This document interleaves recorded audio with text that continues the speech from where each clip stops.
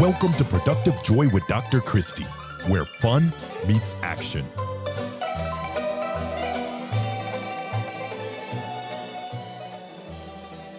Hi, friends. Welcome to Productive Joy. I have a beautiful guest to introduce you today. This is Lindsay Smith. Lindsay is so many things. She is a CEO coach. She's a leadership speaker. She's a licensed therapist who has actually built and sold 2 businesses in Silicon Valley. She's an auntie to 3 rambunctious boys who live 3 doors down now. And she loves wine and reading and a really good pool day. But her number one thing is that she helps people create more joy. And today she's our guest on Productive Joy. Welcome, Lindsay. Thank you so much. I'm so excited to be here with you. I am so excited to have you. I think this is going to be such a fun conversation because joy isn't negotiable. It's necessary. And you help people figure that out. But why don't you tell us something that is going to blow people's minds and get them super excited about this episode? Yeah. So I think the most important thing to know is that you don't have to wait for your life to get easier to feel more joy. The hardest things that happen to us are rarely in our control, but our response to it always is. And that one choice changes how we lead, what happens next, and how much joy we get to experience every single day. Yeah. And I think people forget that, right? So you are at episode 312, and I've talked to a lot of people about joy. And what I hear almost every time is that it's a choice, right? And that we can look for it or we can ignore it, and both are going to get us different results. How do you help people find it, look for it, pay attention to it? Because it is always there. Yeah. I think one of the things is I learned this formula from Jack Canfield. He's a motivational speaker and the co-founder of the Chicken Soup for the Soul series. And he teaches this formula that I now is kind of my foundation. And one of the things that I teach a lot, which is E+R equals O. E is the event. This is something we don't control. R, it is our response. This is what we do control. And O is the outcome. This is how it plays out in our life, in our relationships, at work, and with our joy. And so a lot of times we think we spend a lot of time and energy trying to control the event when really our power is in the response. Yeah. And it makes such a big difference. Like, imagine there's 2 people driving down the freeway. They both have a really important 9 a.m. meeting, and up in front of them, there's a huge accident. And all traffic comes to a complete stop. They're both going to miss their meeting. There's nothing they can do. One person gets super angry and is yelling at the traffic. And by the time they get to work, they're fuming and they get very little done the rest of the day. The other person, that was their response. The other person is like, this sucks. And there's nothing I can do. So they take a few deep breaths. They make a call to rearrange their day. And then they take advantage of the unexpected free time and they call a friend. And by the time they get to work, they're feeling calm and relaxed and they're able to be productive throughout the rest of the day. Oh, what a beautiful word picture that paints, because everybody on this who's listening right now can relate to that. We've all had that moment, right? Where there's nothing we can do to stop the madness right in front of us. And it's a hot mess. Have you seen the new movie on Netflix, Office Romance? Yes. Okay, it's cute. It's with Roy Kent. I don't know what Roy Kent's real name is, but he plays Roy Kent on Ted Lasso and Jennifer Lopez. And, they fall in love, but there's a zero tolerance policy at work.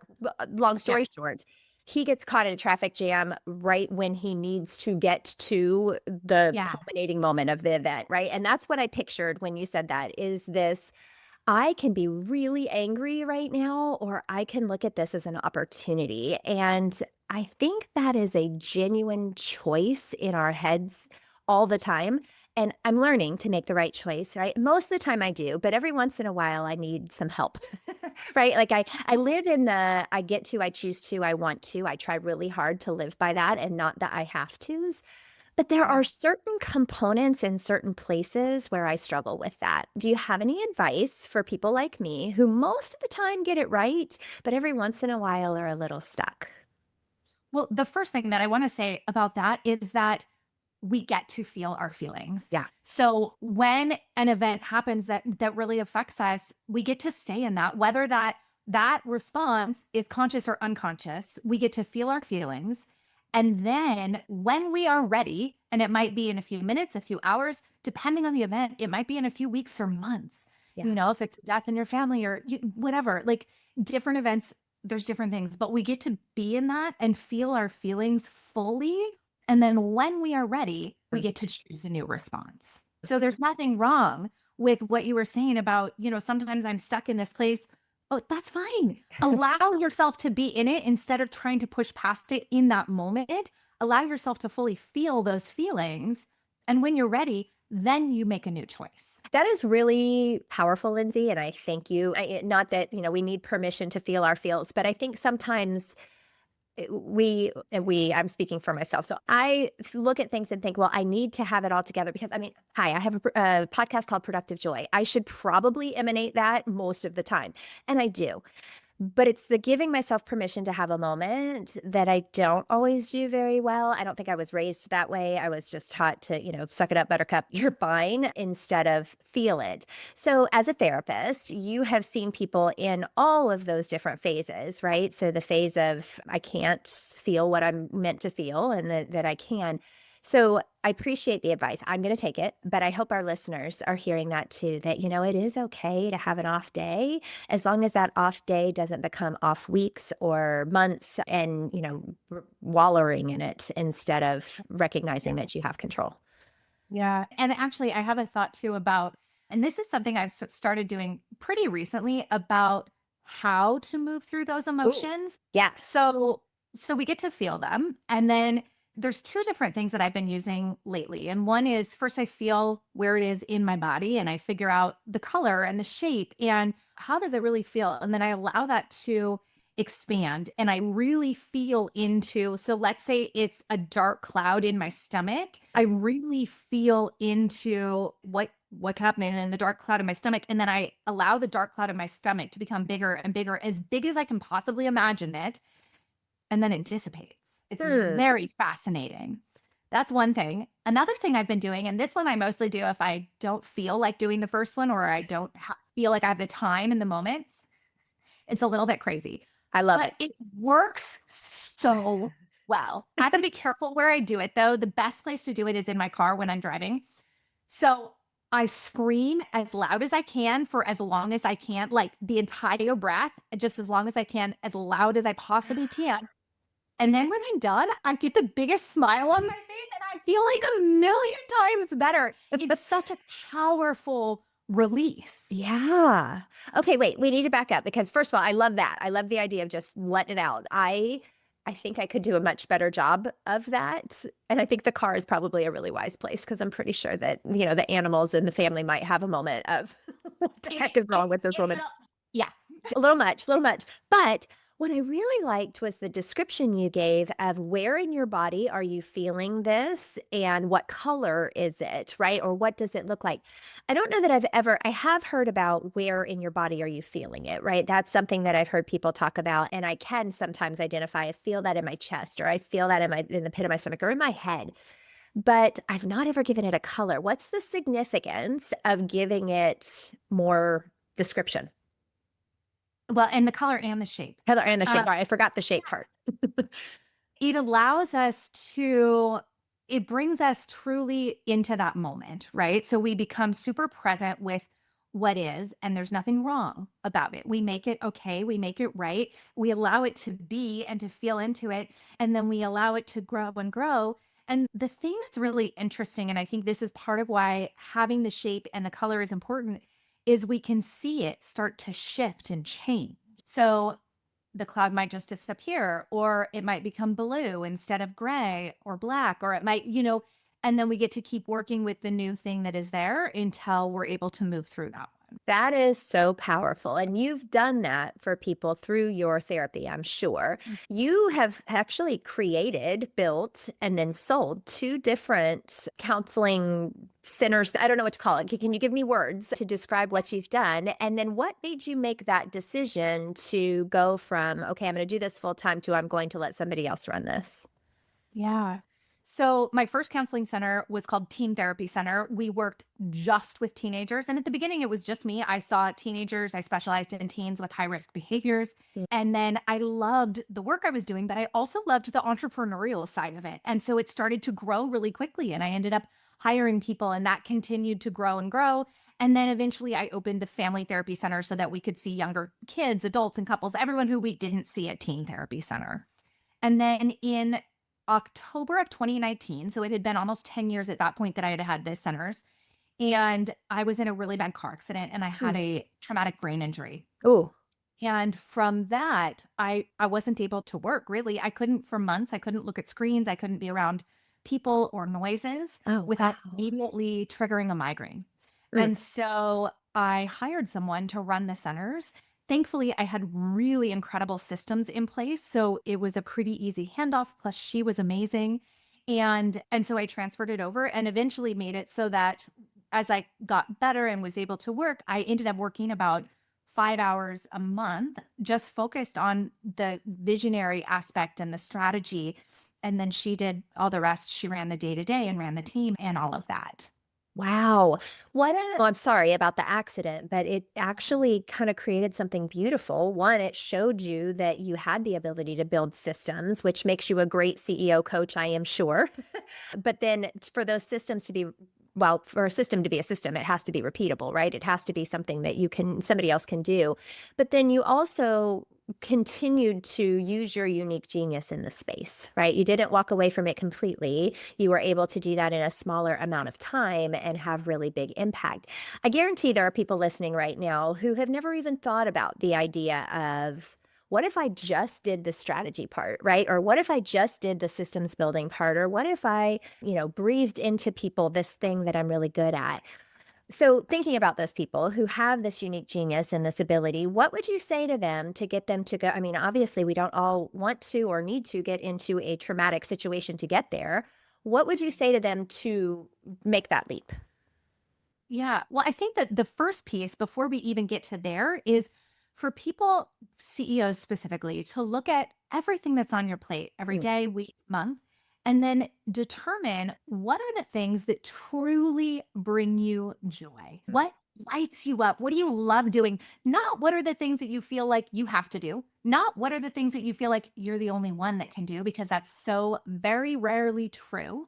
But what truly lights you up?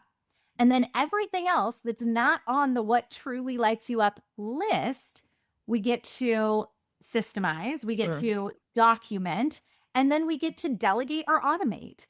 And that's the work that I do in my CEO coaching. And then with that, I'm able to give them back time so that they can reconnect with themselves, their families, their hobbies, and love their whole life, have joy, not just at work and not in this much of work, but in this much of work, and then throughout their whole life. Which is why we're here, right? Like, so the name of this podcast is Productive Joy for a reason. My favorite question is going to be a fun one for you. And you kind of just started answering it, but I think there's probably more. Is if you had to define productive joy, how would you define it? I think I would define it as when we stop waiting for our circumstances to change before we love our life, before we have joy in our life. We get to choose our response on purpose, especially when we're handed something we didn't choose. And that choice is what makes it productive. So joy is the fuel, not the reward at the end. And that's, I think a lot of times as CEOs, CEOs and founders, we get locked into doing a lot of things because we were the ones who started doing them. And even when we hand them off, they end up circling back to us because we're delegating the task, but not the end decision, not the outcome. And so then we end up with so many things on our plate that are not truly bringing us joy. And it doesn't need to be that way. We think it does, but it doesn't. Do you think that is a trust issue, a fear, a need to, and I guess it's unique to each person, right? A need to be needed? Or is that just because people don't understand that there's another way to do it? Yes. All of those things. Okay. Yeah. It depends on the person. It depends on what the particular task is. Sometimes we think, I'm the only one who can do this. And we don't. And I thought this for a long time. There's no shame in it. It just turns out that it's not actually true. Right. Even when we are like so tightly feeling like it is true. No, if this thing brings you so much joy and you love doing it, keep it. Yes, 100%. But if not, there are ways to get it off your plate. Yeah. Yeah. Well, because there are people who genuinely love a good spreadsheet and want to deal. Yes. I'm not one of those people, but I know those people and I love those people and I need those people because that isn't where that's not what lights me up. Right. And so you're just, okay. So many things, so many good things. And I think the thing that I want to really lean into is that you said earlier to me before we hit record that joy is a business metric. And I think that is worth calling out. So, Intentionality Group, my company works with companies to figure out the problem behind the problem, right? But ultimately, the tagline is, if you don't make work fun, people quit. Because people quit things that aren't fun. And I think that aligns with joy and what you're trying to help people do. But tell us about it being a business metric, because it absolutely is.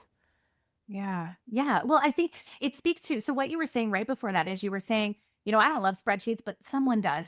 And that's something that is it has fascinated me forever. And I think it's so beautiful because Mhm. every single task that there is to be done to make your business successful, there is someone who that is what brings them joy. Yep. That is what lights them up. And so it's about getting the right people in the right seats, right? Like they teach in traction or EOS. Yeah. And when the right people are in the right seats, we're able to have joy Yeah. be a metric because it's everything that you just said. When people are loving what they're doing every day, Mhm. when they have joy in their tasks, then of course they're going to want to be there, Yeah. right? Yeah. And have you heard of the book Big Five for Life? No, but I'm writing it down. Big Five for Okay. life. I'm trying to see. I forget who the author is. John something. I bet I check can it. Google it. Or chat it. But What do we say now? Do we still say Google know. it? I don't know. But whatever. I Look it say up. Claude it a lot of times. Claude it, chat it. We'll figure it out. But in this book, he teaches to come up with the 5 things that if you were to die tomorrow or whatever, and you had achieved these 5 things or done these 5 things in your life, that you would feel like you had a great life, like so fulfilled. And then you come up with them for your business too. And then he suggests hiring around these 5 things. So this is what I mean. The person that you're hiring, they have to figure out their big 5 for life. And then something in their big 5 or more than one thing gets to be fulfilled by the work that they're going to do in your company. So something in their big 5 needs to match the job description because when they are fulfilled in that way, when they're getting joy, they're fulfilling their life purpose, the things that matter most to them in their day-to-day work, they're going to have more joy and they're going to stay. Yeah. Yeah. Oh my gosh. Well, and okay, so what I love about meeting fascinating people like you is that most of the time the concepts are simple. It's not easy, but it's simple, right? And you have created some simple things, right? Whether it's from things that you've adopted from others or things that you've created yourself to get people to the point where they recognize that the joy is attainable and it's something that it's a business metric. It must happen. And what I love the most is that when it's practical, people will do it, right? My whole goal with starting this podcast was to give somebody that was listening an immediate to do that will change their tomorrow, right? Because what can we do today to change our tomorrow is a thought we need to be having all the time. So I just want to say thank you. Thank you for wanting to be a part of this. And thank you for sharing your brilliance. How would people find you, Lindsay? What's the best way? Because Lindsay Smith is a fairly common name. So I'm going to guess that there is more to finding you. Yeah, absolutely. So the easiest place is my website, bestselfigniter.com. And then that's also where you can find me on Instagram and LinkedIn at bestselfigniter. And then I have a free quiz called What's Stealing Your Joy? Thought. And that is at quiz.zestiaapp.com. And then I just want to mention really quick because it falls into exactly what you were saying. So when you're talking about, being able to take something we learn and then live it in our day-to-day, 80% of personal growth efforts fail because we forget 70% of what we learn within one day. Mhm. And so I built a personal growth app called Zestia that solves for specifically that problem. We actually just launched very recently. And Zestia, not only is it personalized to you to teach you what you need to have the most joy, confidence, and a deeper overall love for life, but it builds in the reminders. So 3-second glance at your phone reminds you to practice what you just learned so that you are integrating it into your real life so that it becomes part of who you are, part of how you live, how you respond, because that is the most challenging part. Uh-huh. Now, if you don't want to look at the app, you can also just put reminders in your phone. So Sure. like if you're working on, let's say the E+R equals O, let's say you're trying to work on your response and you really want to be responding differently day to day. You want to respond to events that happen in a way that brings you better outcomes. You can put, 6 alarms on your phone to go off at different times throughout the day that each says, choose my response, right? And you can start doing it immediately. Yeah. So practical, so thoughtful, so useful. I love all of it. And I could keep talking to you forever and always. However, people will stop listening and we don't want that. So can I ask you some rapid fire questions? Yes, absolutely. Hey. Okay, well, and we want people to go to Best Self Igniter and get all of the things. I did see your quiz and I cannot wait to take it. I'm super excited. Okay, question number 1. What is your definition of fun? Fun, I think, is anything that I'm choosing to let joy into, anything that lights me up, that refuels me instead of draining me. And it's less about the specifics of what I'm doing and more about how present and engaged I am while I'm doing it. Oh, so accurate, right? Like if I'm thinking about something else, it doesn't matter how fun the moment is. I am doing something completely not appropriate at that moment. Okay, how do you know that you are showing up as your authentic self?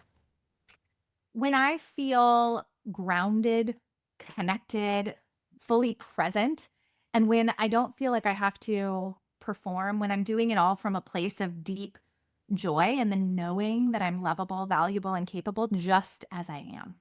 We could probably spend the next 30 minutes just talking about that statement. So we'll have to have you back, Lindsay, because oh my goodness, yes, all of that. How do you channel your best self on your worst days? I think part of this is what we talked about, where I let myself feel the feelings. I allow myself to feel what is happening in that moment. And then I come back to choosing my response. What do I want my response to be so that I can get an outcome that's closer to the outcome I desire? And then I pick one next step. What is one small thing I can do right now that will move me forward in the direction I want to go? Because I feel like sometimes we think we have to have it all figured out. We have to have a big plan. We have to know, well, how am I going to get myself out of this, whatever this is? And it feels too overwhelming sometimes. Yeah. And we don't. What if the next step is just to go for a walk? Yeah. Yeah. But I think it goes back to you saying, give yourself permission to feel the feels and that's how you started this one, feel the feelings.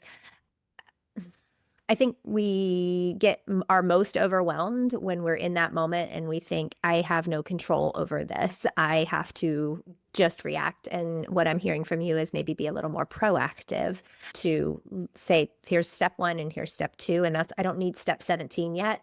I just need steps 1 and 2. Yes, because I have some dear friends and family members who go straight into step 17. And I'm like, we are right here. Let's start here. Oh, okay. Lindsay, you have dropped gold, so much gold, in fact, that, I have a full page of things that I am excited to talk about. And so whether it's the E+R equals O, or the fact that we get to choose, or, that we need to feel the feelings and live in the moment, I don't know what your number one thing is going to be, but by nature, people can only hold on to one major thing. So if you had to leave us with one last nugget of wisdom, what would it be? Nothing has to be different for you to choose a new response and feel more joy today, right now. Mic drop. Lindsay, thank you. Thank you for bringing joy to this space. Thank you for choosing to share your methods so that other people can have what you have. Thank you for keeping it simple so that it's repeatable. And thank you for choosing to be a guest on Productive Joy. This was fabulous.